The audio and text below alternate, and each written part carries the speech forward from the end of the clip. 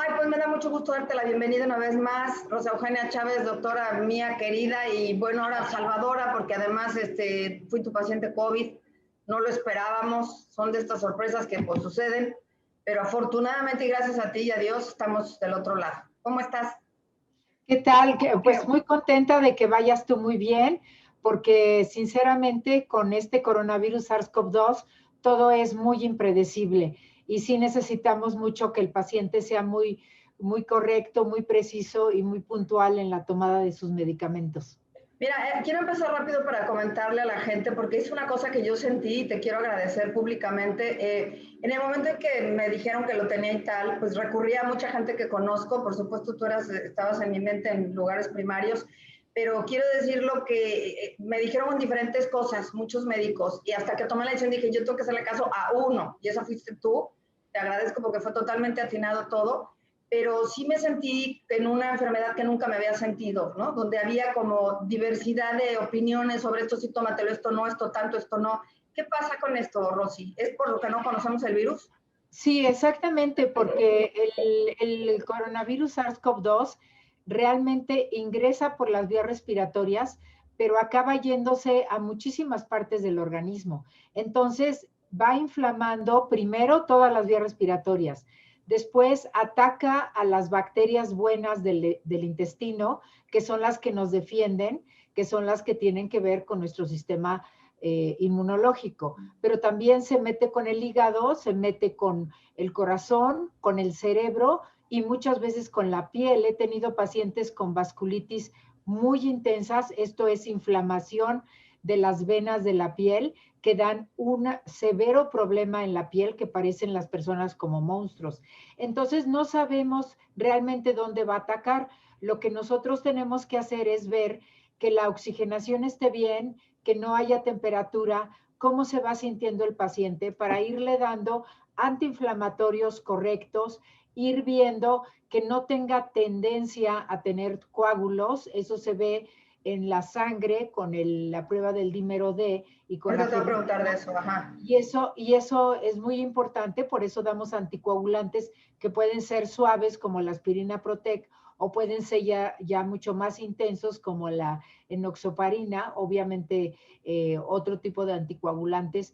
Y además hay que estar muy atentos a que el estómago esté absorbiendo bien a los alimentos, porque muchas veces pasan los alimentos y el paciente como tiene diarrea, entonces no los asimila y se van perdiendo más y más y más nutrientes, se va perdiendo zinc, se va perdiendo calcio, se va perdiendo potasio, sodio, entonces eso nos da muchísimos problemas. Entonces hay que estar atentos a lo que siente el paciente y sobre todo, muy importante, hacerse exámenes de laboratorio completos. Estos son examen biometría hemática, dímero, ferritina, química sanguínea, general de orina, porque también hay que checar los riñones, y hacerse una tomografía de pulmones. Yo prefiero en lo personal exagerar con los exámenes y la tomografía, porque ya sabemos que este virus muchas veces no da síntomas, pero sí está inflamando a los pulmones y el organismo del paciente se va defendiendo y por eso no tiene tantos síntomas. Entonces no hay que quisiera un poquito compartirles aquí en mi caso, yo no hablo realmente de mí, no es para eso el programa, pero en esta ocasión concretamente creo que es importante porque si suma, que sume, ¿no? Y me han salido todas las dudas, tú sabes perfectamente cómo me cuidaba, era exagerado en realidad, o bueno, muy cuidada, y aún así con una sola persona que se descuidó, a mí me contagió. Sí. Pero yo empecé ciertamente con un cuadro de garganta, donde yo pensaba que era la garganta, posteriormente empecé con el estómago, a mí no me dio diarrea, al contrario, estaba yo tapada, en fin, y hasta que me sugieres y me dices, vete a hacer una prueba y sale positiva, ¿no? O sea, realmente si no, no me hubiera pasado ni por aquí que estábamos hablando de COVID, ¿no? A mí no me dio diarrea. Esto depende también de tu alimentación previa. Yo llevaba más de un año tomando vitamina D y C, ayudó en algo, no tiene nada que ver, depende de mi condición. Sí, por supuesto que te ayudó. O sea, la vitamina D nos ayuda mucho al sistema de defensas, igual que la vitamina C. Nada más que la vitamina C no se puede tomar sin una verdadera cuidado médico porque puede dar gastritis. No, es muy importante que las personas entiendan que durante la pandemia cualquier dato, tanto de vías respiratorias como de vías digestivas, se trata de coronavirus hasta no demostrar lo contrario.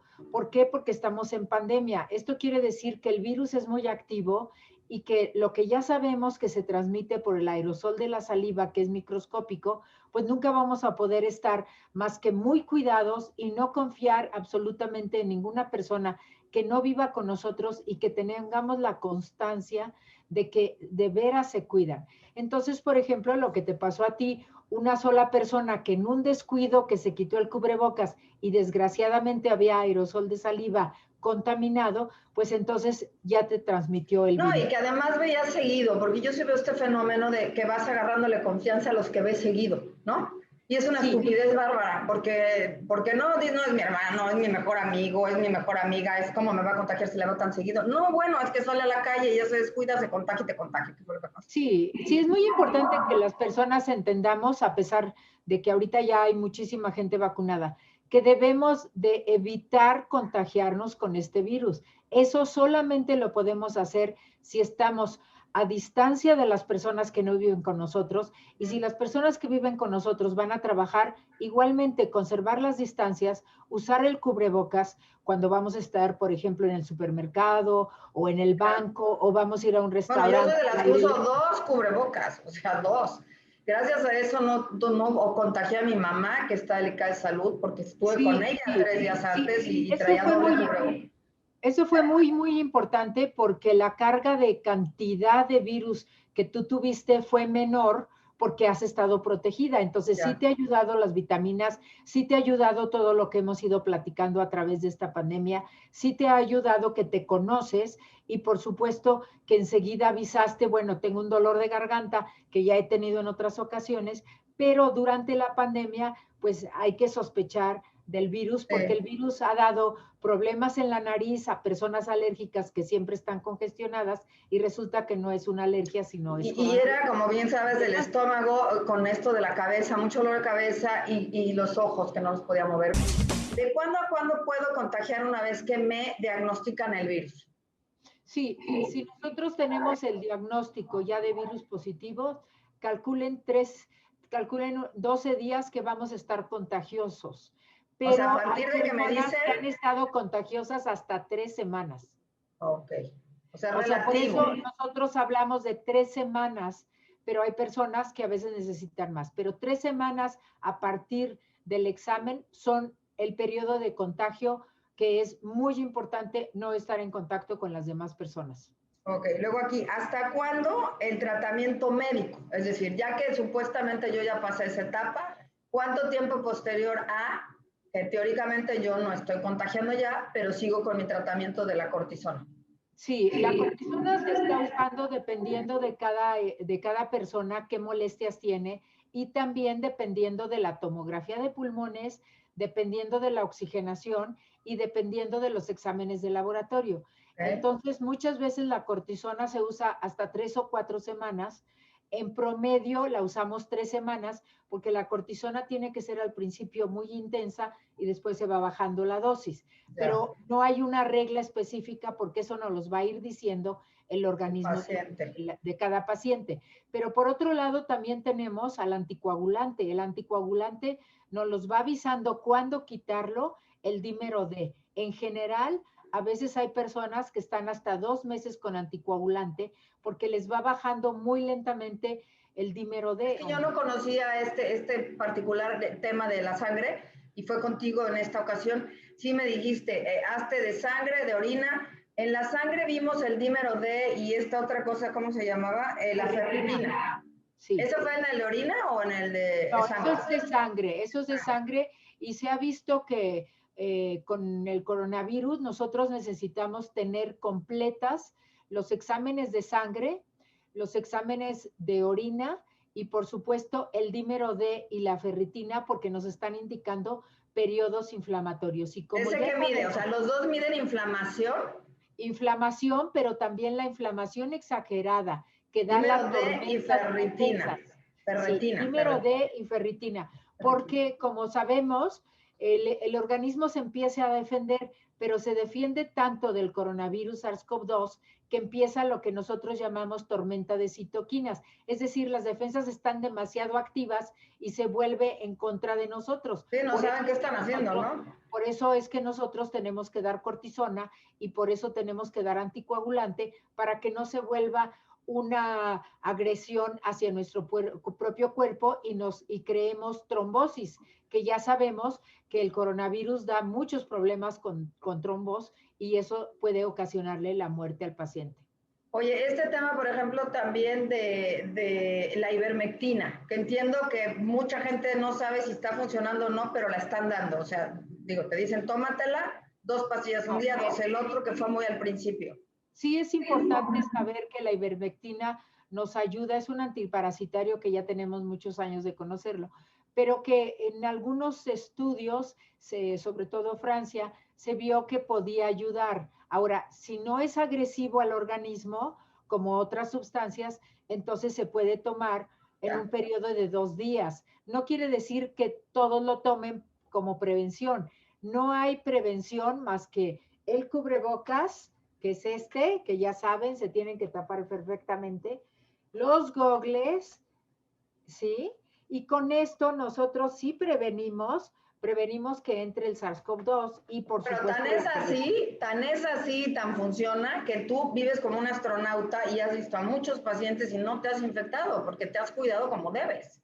Sí, ¿no? claramente. Entonces, ninguna medicina previene, sino lo que hacemos con muchas vitaminas, como la vitamina D, la vitamina C, la vitamina a veces el factor de transferencia del Politécnico Nacional, es que nos da un mejor sistema de defensas, pero no quiere decir que va a prevenir. La prevención únicamente es cubrebocas, gogles, careta y gorrito, si es que vamos a salir a algún lado.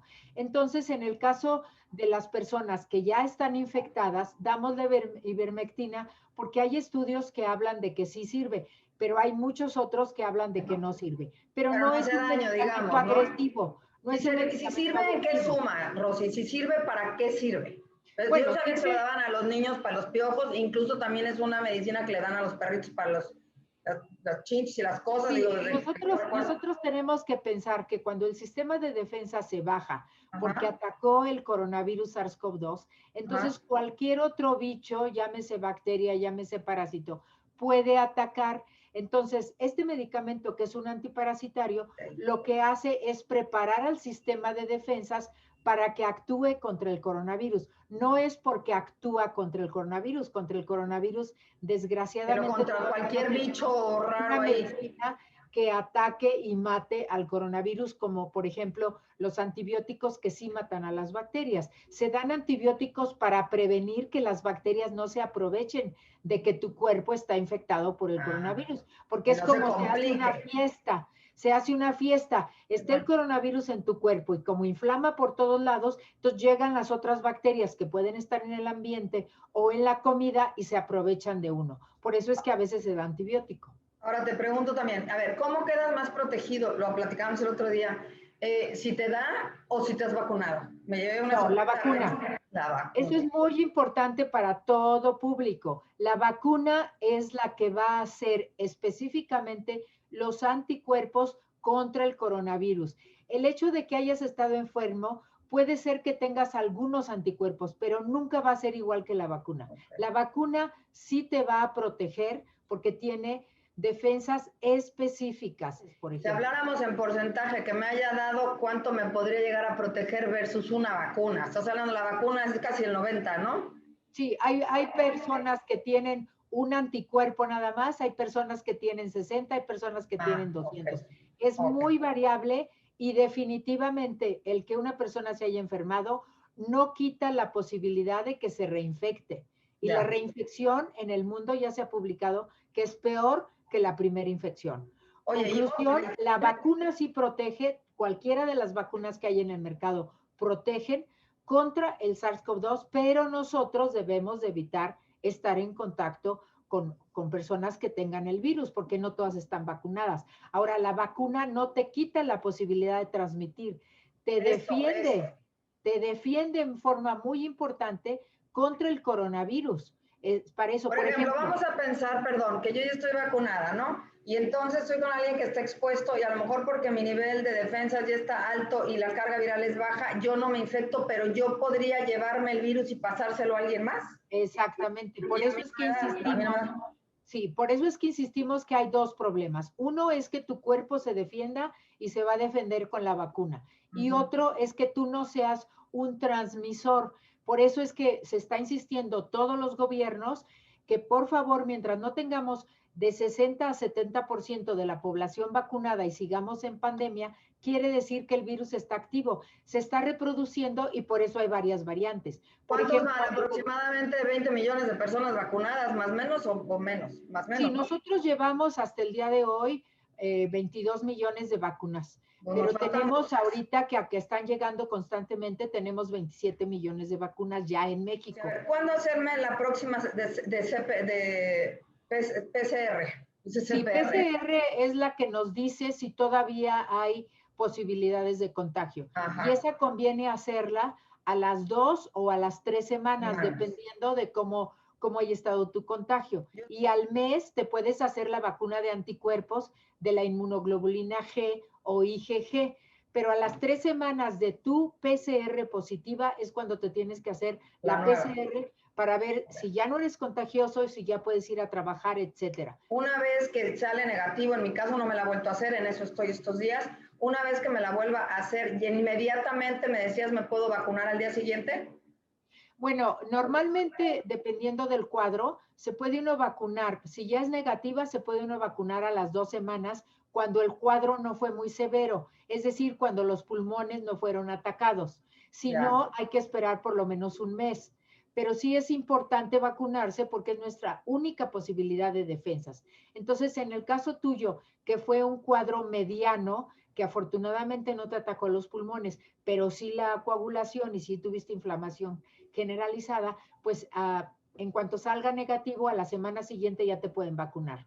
Ahora, cuando dices no los pulmones, yo recuerdo tú me mandaste una tomografía de tórax, que te agradezco haberme hecho, y aparece, está súper interesante, voy a compartir incluso de la placa, cómo se ven los pulmones, se ven unas tiritas ahí, que entiendo que son los alveolos o no sé qué sean, y luego aparecen unas manchitas, como si fueran como nubecitas, que entiendo Sí, ese es el COVID, ¿no? sí, las manchitas blancas que nosotros llamamos espejo despulido, las manchitas blancas son las partes inflamadas de los pulmones, pero también muchas veces no alcanza a verse manchita blanca, sino se ve como negro parejo y eso habla de que no está ventilando bien el pulmón, porque el pulmón debe de hacer este movimiento. Entonces, en el caso tuyo, que fue una situación leve y que solo se puede ver con tomografía, no con placas simples, entonces ya sabemos que te puedes vacunar de inmediato. Las personas que tienen esas manchitas blancas, pues muchas veces vamos controlando porque muchos pulmones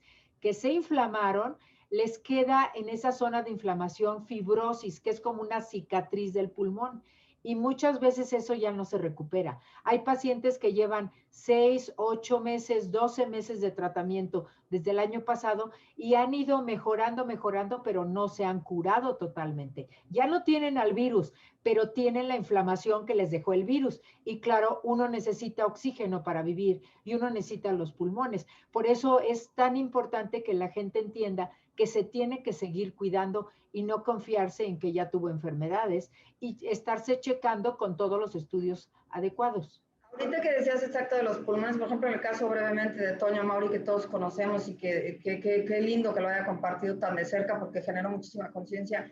Y bueno, pues él llegó a un nivel verdaderamente milagroso porque pues le cambiaron dos pulmones. Ahí, ¿qué fue lo que pasó? ¿Se le afectaron a tal nivel los dos que perdió, digamos, todo?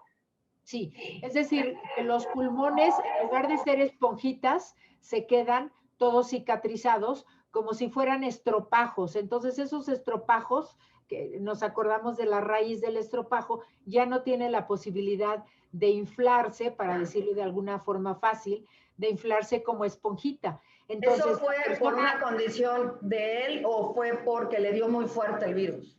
no, yo pienso que son las dos cosas. En el caso de él, no conozco su historia Sí, claro. perfectamente, pero en otros pacientes que yo tengo que no han llegado al trasplante, pero que sí están con el oxígeno todo el tiempo, es que los pulmones ya no dieron de sí. O sea, la inflamación fue tan severa que no rindió la cortisona, no rindió los frutos esperados, y la cortisona es el antiinflamatorio más fuerte que hay. Se debe de saber. De hecho, es un arma de dos filos, ¿verdad? Pero muchas veces la cortisona no se da abasto, y sí, claro, entonces el tejido ya no reacciona y se queda todo fibrótico, como cicatrices, y por eso es que a las personas se les tiene que hacer a veces trasplante pulmonar. Y obviamente las personas, por ejemplo, los fumadores, los que tienen enfermedad pulmonar obstructiva crónica, los que tienen enfisema o alergias, pues tienen muchas desventajas a los que no tienen nada. Entonces hay que estar muy pendientes de eso. ¿Necesariamente tendré secuelas yo o a quien le haya dado COVID o no necesariamente? Bueno, no necesariamente. Precisamente lo que tratamos los médicos es de evitar las secuelas del coronavirus SARS-CoV-2, pero sabemos que la enfermedad COVID-19 es muy especial en el sentido de que no tiene patrones definidos. Como puede ser que el olfato, yo tengo pacientes que tienen 10 meses sin olfato, y todavía estamos en rehabilitación tratando de recuperar. Pero entonces tampoco es una constante, ¿verdad? Porque a mí nunca se me fue el olfato ni el gusto. A lo mejor me bajó un 10-15%, pero por eso no me di cuenta tampoco. Yo rápido olía café y olía cosas para ver si se me iba el olfato y nunca se me fue realmente. Sí, esto quiere decir que las células nerviosas de tu nariz, que son las que controlan el olfato, se defendieron bien del coronavirus, pero no así las de la garganta. Entonces, muchas veces afecta la nariz, la garganta, las cuerdas vocales, que la gente está ronca. Yo he tenido pacientes sin voz, que no tienen voz y no pueden deglutir precisamente por el coronavirus, porque la parte de atrás de las cuerdas vocales es por donde entra el alimento. Entonces, el coronavirus inflama todo de tal manera que la persona no puede tragar y tiene que estar en el hospital con suero, porque si no se muere la persona. Pero entonces no necesariamente va a haber secuelas. Tendríamos que ver cada caso, ¿no? No. Y luego, los estudios que debo repetir ya terminando todo para decir, estoy como antes, sería otra vez el de orina, otra vez la de tórax y todo eso. Otra vez todo. Es decir, el examen general de orina para ver cómo está toda la filtración glomerular y muchas cosas. Todo lo que es biometría hemática, química sanguínea, dímero D, ferritina y tomografía. Y compararlo sería lo ideal. Tenemos que estar monitoreando al mes, a los 3 meses, a los 6 meses. Si al mes está perfecta, ya no necesitamos más tomografías, pero la sangre hasta que esté perfecta. Ahora, otras últimas 2 rápidas. ¿Cómo comportarse después del COVID? Que parece suene muy elemental y te la junto con la otra. Parece que le estamos perdiendo el miedo al COVID. O sea, en general, uno veía el Día de las Madres la tele y veía yo este señor que salió tantas veces diciendo, pues es que ya nadie lo trae puesto, pues así somos, ya para qué me lo pongo y tal. Pues digo, es como muy claro que ya hay cosas que vamos a tener que adoptar de por vida, ¿no? Ya no es raro verte un tapabocas de ninguna forma, en ningún lugar, pero pues a ver. No, hay una situación muy clara. Nosotros tenemos en la República Mexicana varios grupos que ya se han ido vacunando, pero vacuna no quiere decir que no te protejas. Es lo más absurdo, porque el coronavirus ha tenido variantes porque la gente sigue sin entender que se tiene que tapar para que el virus no se reproduzca. Si el virus no se reproduce, no tiene variantes. No muta, y hay muchas variantes porque se ha estado reproduciendo en todo el mundo. Entonces, cuando una persona esté vacunada, o cuando nosotros cambiemos de semáforo de acuerdo a las 8 características, que son los hospitales, que son la cantidad de enfermos, la cantidad de desgraciadamente personas fallecidas, entre los más importantes, si cambia el semáforo no quiere decir que el virus ya se haya ido. Cuando nosotros declaremos que ya no hay virus, que ya no hay pandemia, es cuando podremos estar sin cubrebocas. Ya. Mientras tanto, podemos estar sin cubrebocas en el campo si estamos solos. Claro. Podemos estar sin cubrebocas en tu casa con las personas que de veras están cuidando. Pero en la calle, en los lugares públicos, aunque podamos ir al teatro con un 30% de aforo, eso no quiere decir que vamos a estar sin cubrebocas. Ya. Si vamos al restaurante, a la hora de comer, los restaurantes que están muy cuidadosos, están separando las mesas, están haciendo terrazas al aire libre, precisamente para que no entremos en contacto con el virus. Y es absurdo que porque yo veo a mi vecino echarse del 5º piso y matarse, yo haga lo mismo. Eso depende de mí, de mi conciencia. Y hay suficiente información que dice, por favor, tápate del coronavirus, porque hay coronavirus. Que yo tenga vacuna no quiere decir que ya es todo feliz y No, contento. ni que tu prójimo la tenga, ¿no? Y como bien aclaramos, tú puedes tener la carga viral, no darte porque estás vacunado y transmitirlo a alguien más, ¿verdad? Totalmente. Entonces, por ejemplo, en Israel, que ya tienen casi el 70% de la población vacunada, Sí. 70% de la población Sí, vacunada, altísimo. ya aceptaron que al aire libre pueden estar sin cubrebocas, Ya. pero no en los lugares cerrados. O sea, teatros, restaurantes, centros comerciales, supermercados, bancos, todos con cubrebocas, y ya tenemos el 70% de la población vacunada, porque Israel empezó el 15 de diciembre. Nosotros empezamos el 24 de diciembre y llevamos 22 millones de personas vacunadas, pero no está todavía la situación, aunque ya pasamos en la Ciudad de México a semáforo amarillo, como para estar libres del cubrebocas ni de chiste. Okay. Y por última, Rosy, a ver, la gente cuando vive contigo, en algún momento tuve quien me estuviera apoyando y bueno, una vez que salí positiva, se le mandó a hacer una prueba a esta persona, ya no se acercaba, más de 3 metros no entraba a mi recámara, y esto de utilizar preferentemente cosas desechables, y en el mejor de los casos, si no, pues cloro o cosas para desinfectar muy bien.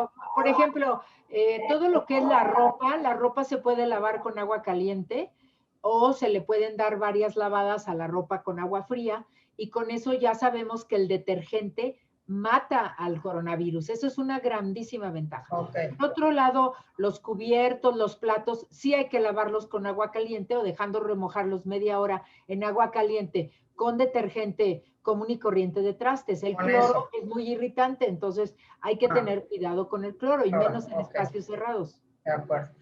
Te agradezco mucho y de verdad públicamente lo digo, te debo la vida, porque realmente sí estaba muy asustada.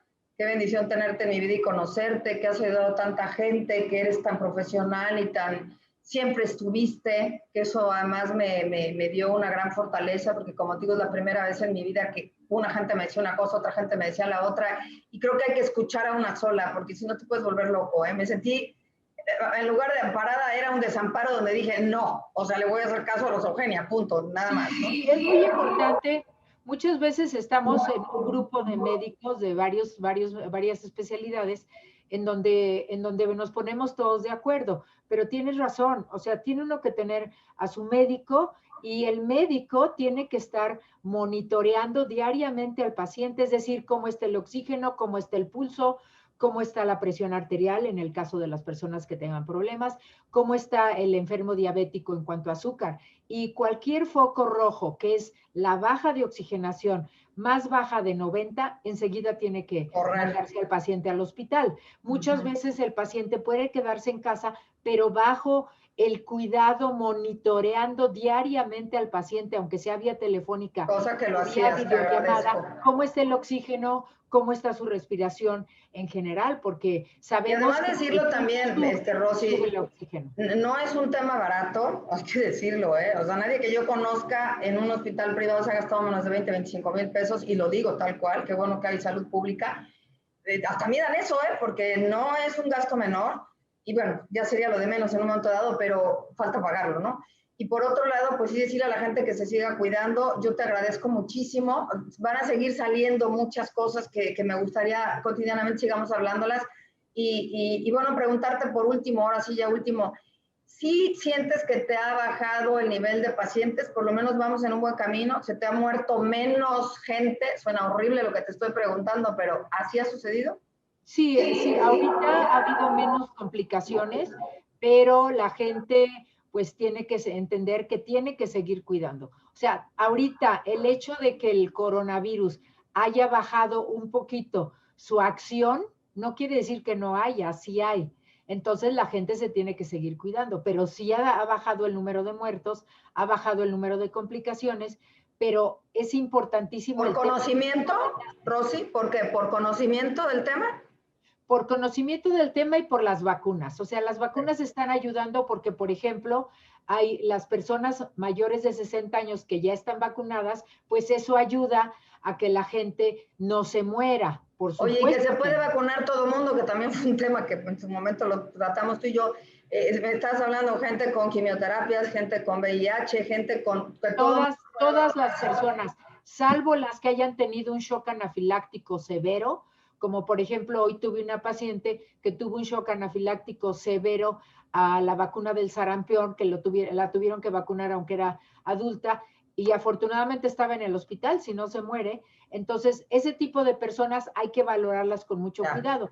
Lo que se hace es una prueba de sangre, se saca sangre del paciente y se pone con un poco de la vacuna para ver si hace una reacción. Es un examen de laboratorio muy especializado. Pero de ahí en fuera, todos los demás pacientes que estén en quimioterapia, pacientes que son delgados o que tienen una condición neurológica, pacientes que tienen problemas psiquiátricos, todos se deben de vacunar, absolutamente todos, porque este coronavirus no respeta a nadie. Y los que no se vacunan y que apenas estamos haciendo más estudios son los menores de 16 años. Ya ahorita dieron el visto bueno para las personas embarazadas, entonces ya se pueden vacunar también.